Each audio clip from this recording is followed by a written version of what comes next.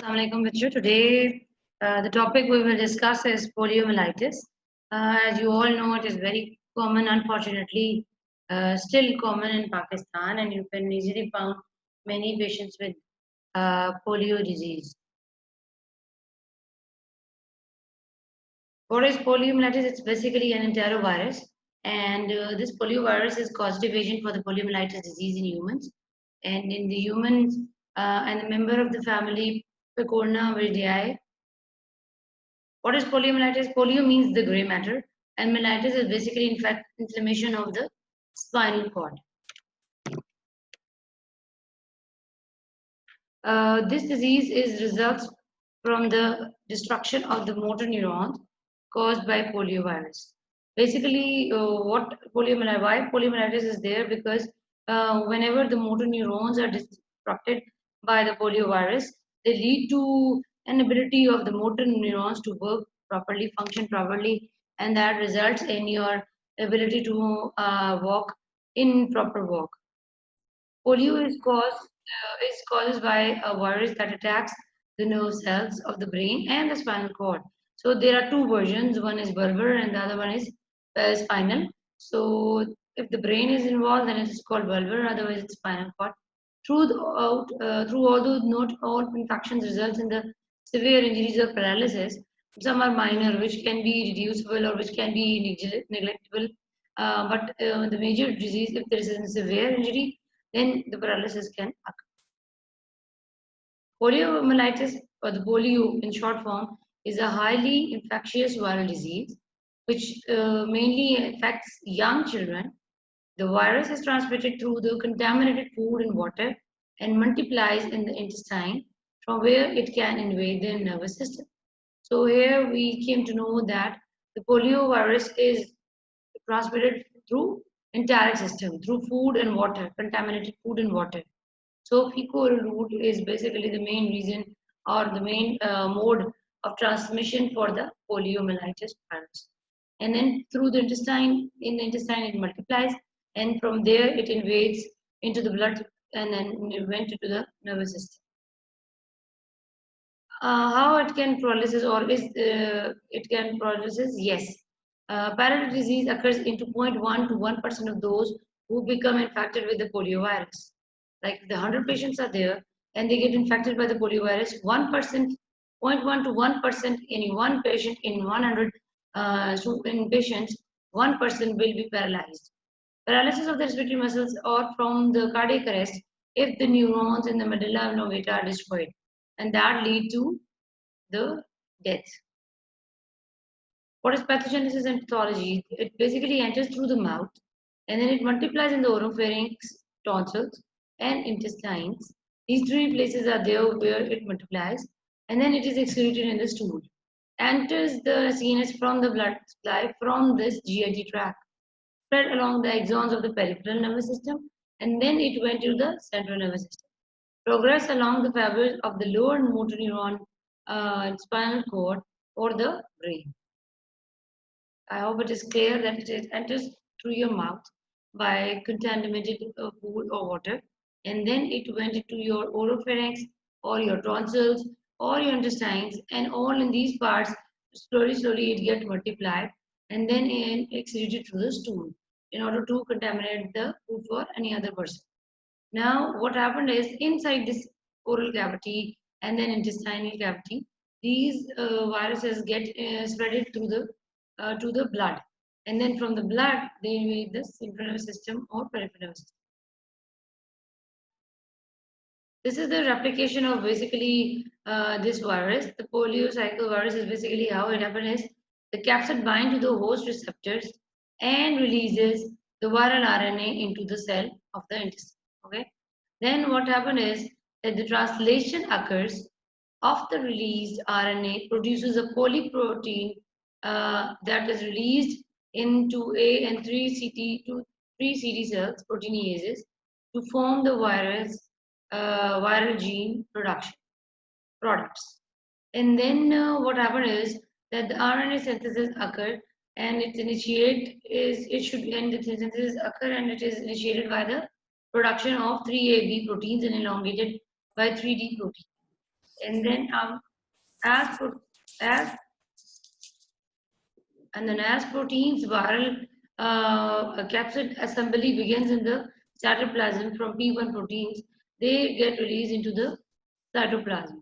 After this translation and doubling, then the small capsids are and then they are released or exposed of or expelled out from the intestinal cell.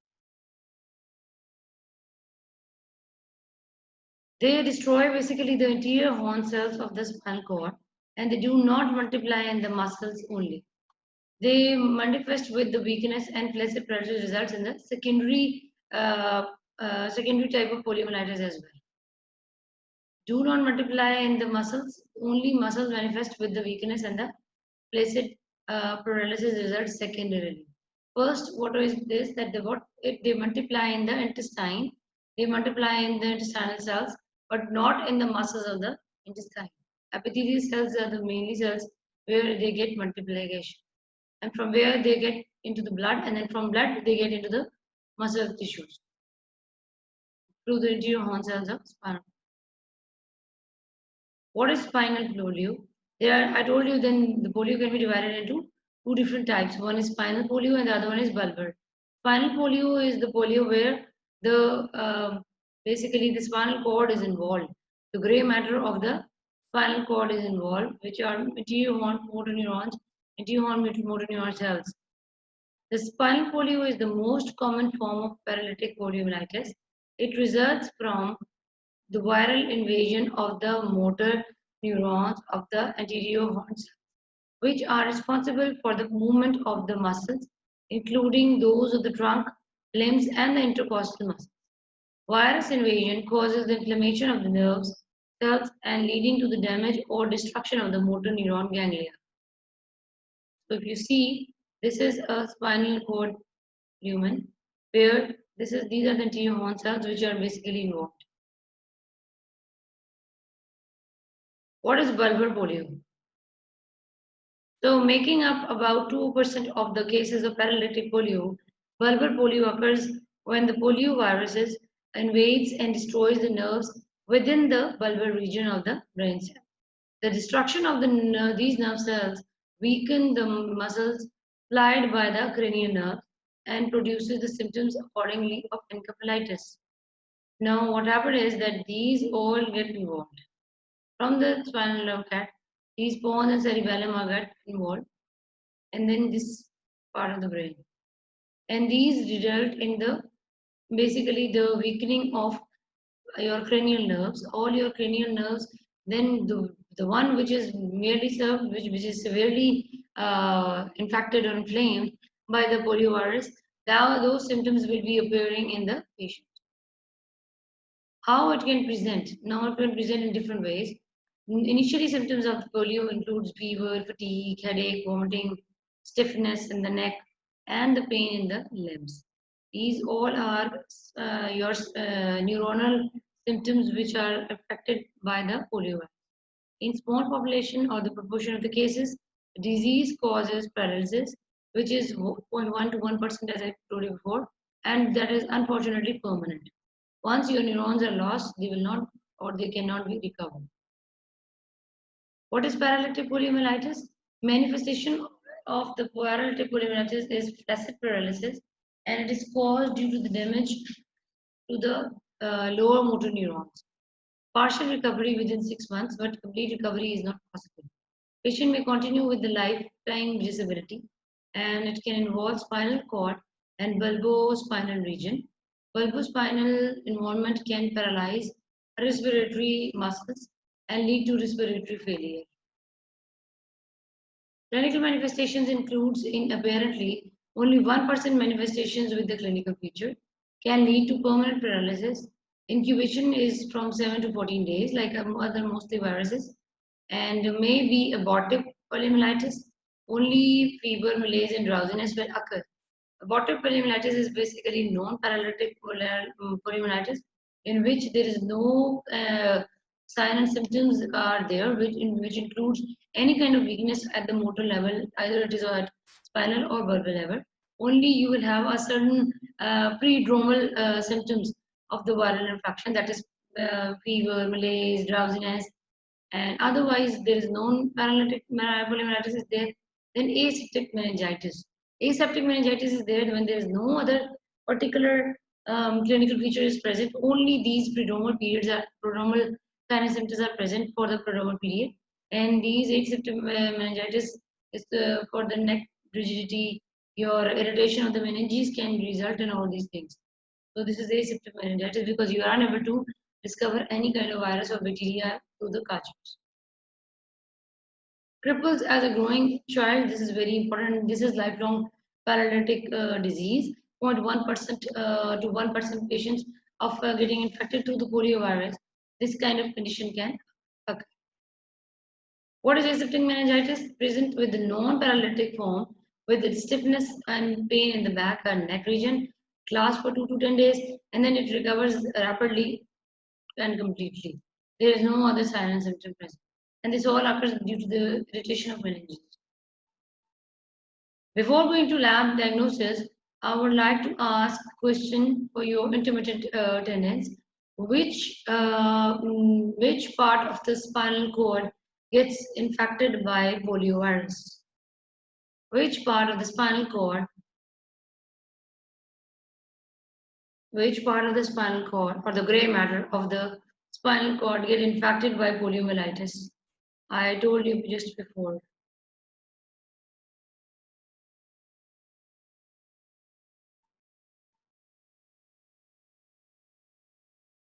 You have to reply in your chat group. Which part of the spinal cord is involved?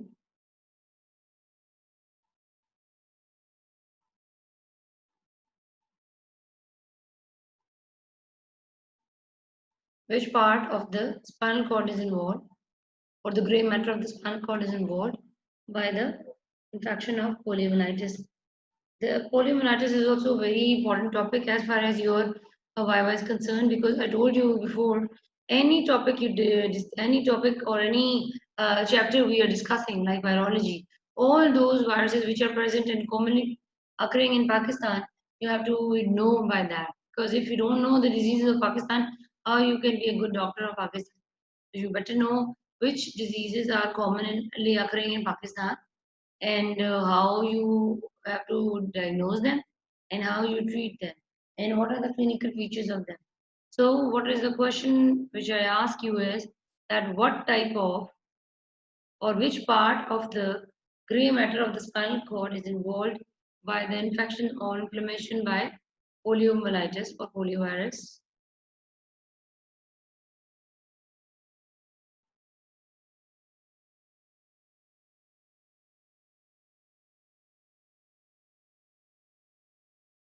Which part of the spinal cord is involved in infection or inflammation by the poliomyelitis?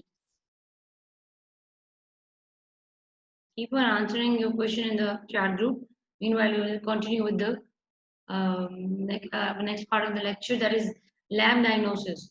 Now, frankly speaking, we don't go for any kind of lab diagnosis. In Pakistan, it's usually the diagnosis is based on history and physical or clinical examination. Otherwise, you can isolate the virus from throat swabs, from the rectal swabs, or the stool specimens. As I told you, it's spread through the fecal route. So you might contain. Here in Pakistan, viral cultures are very, very less likely used for the diagnosis. Otherwise, if you have the option, you can do that. From feces, it's present in the 80% of the cases in first week of infection.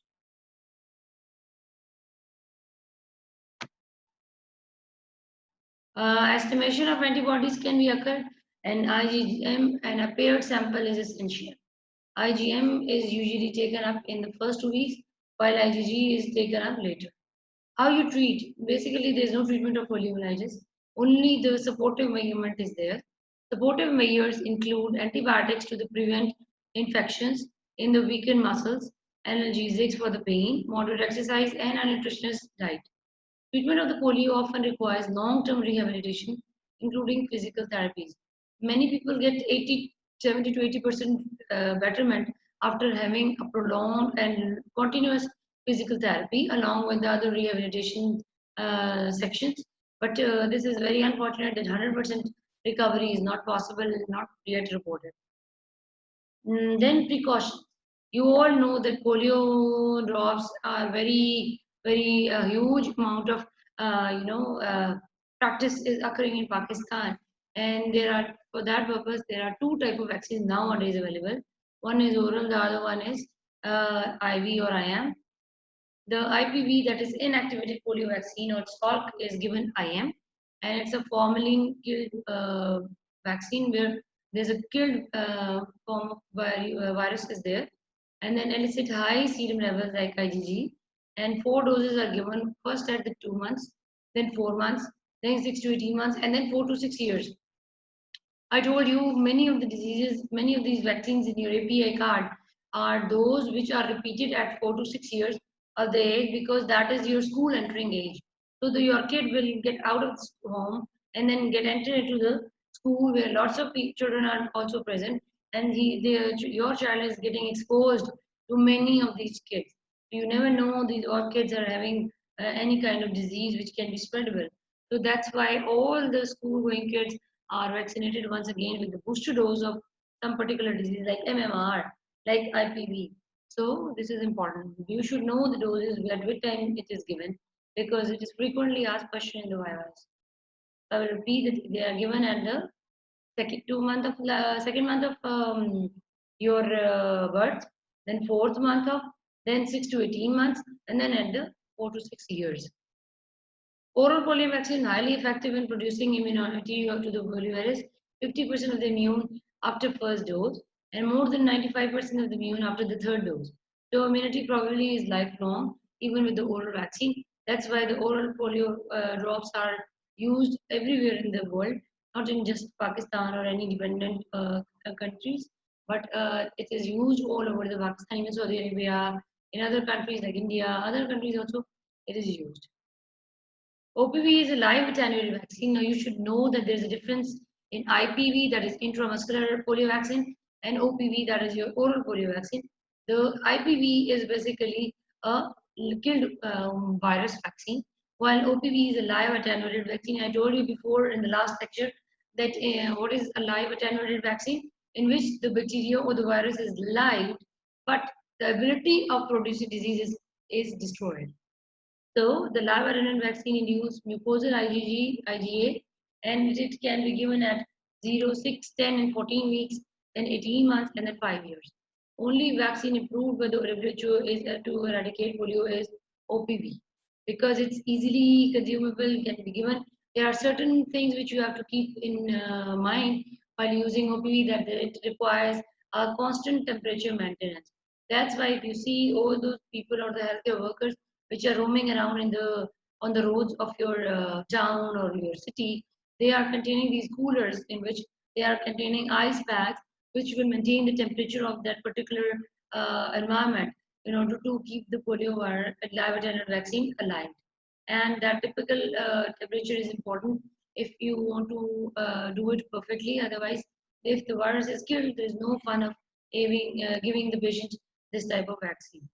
So your temperature maintenance is very important. Then the role of immunoglobulins in the prevention. Then immunoglobulins can provide protection for a few days or for weeks against the paralytic polio, but it is given for a short before the infection if you know that there is chances of infection. So there is no particular role of immunoglobulins, but yes, you can use them in particular cases where you know that there is a great chance that the patient might comes across through the paralytic polio. Now, this is a chart from your book that is important features of poliovirus vaccine, in which you can see this is basically the differences between the killed or the IPA, the intramuscular polio vaccine with the live attenuated or the oral polio vaccine. So, what is the first point? That is, both of them can prevent the disease. Then interrupt transmission. Now, killed cannot interrupt the transmission, but yes, live can interrupt the transmission of the virus. Then induces the humoral IgG. It is present from the both of them. External IgA is present only by the live attenuated vaccine, that is oral polio vaccine. while a second protection of spread to other is only in the oral polio vaccine, not in the killed one. It interferes with the replication of virulent virus in the gut, yes, from the oral polio vaccine. It reverts the virulence, yes, rarely, but yes, the oral polio vaccines. The co-infection with the other enteroviruses may impair immunization, yes. This is the negative point for the oral polio vaccine. And it can cause disease in the immunocompromised, yes, because it's a live attended vaccine. Wherever it will get a chance, it can cause infection in the patient and against its normal way of treating the patient or preventing the patient. Route of administration, it's injectable in the IPV and while it's oral in the oral cavity. Then requires refrigeration in killed? No, not required. But yes, in as I told you before, oral vaccine, you have to maintain a temperature. Duration of the immunity, it's shorter in the killed one, while it's longer in the oral polio vaccine. So you should know all these differences. This is very important and very highlighted question asked in the oral virava. There are many major things whenever we talk about the diseases which are common in Pakistan. Is you should know, especially in the viruses, you should know the virus family, what kind of virus it is.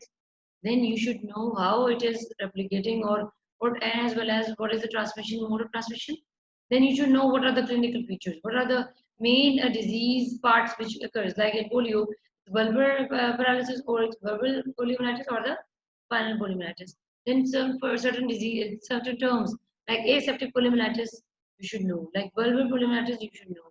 Like asymptomatic meningitis, you should know the terms why they are used. Going back, I will just tell you. Then abortive poliomyelitis. What is abortive poliomyelitis? That they get aborted through the body, but they don't cause much destruction. Then flaccid paralysis, you should know. The lower motor neurons are involved. The damage is from the lower motor neuron. Then flaccid paralysis can occur. Then you should know how it should present and the permanent. What are the permanent features? Then what is bulbar and what is spinal polio? You should know the differences. Then in replication, you should know how translation and transcription occurs. And what are the or where are the sites of the polio cells to get divided, and what is the namely meaning. If you ask the question, I will ask again, what was the, or I ask is which part of the spinal cord cells are involved by the poliomyelitis virus. I hope you have all given the answer.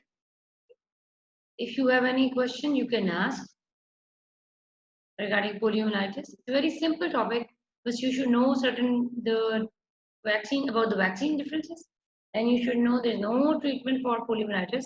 Only the symptomatic or conservative treatment is there, and then you should know that what are different definitions for the poliomyelitis, and then you should know the replication of the and the most important it is spread to the eco-oral route. This is very all the important diseases. You should know how they get shared with the other person. I hope it is clear. If you want to ask any question, you can ask.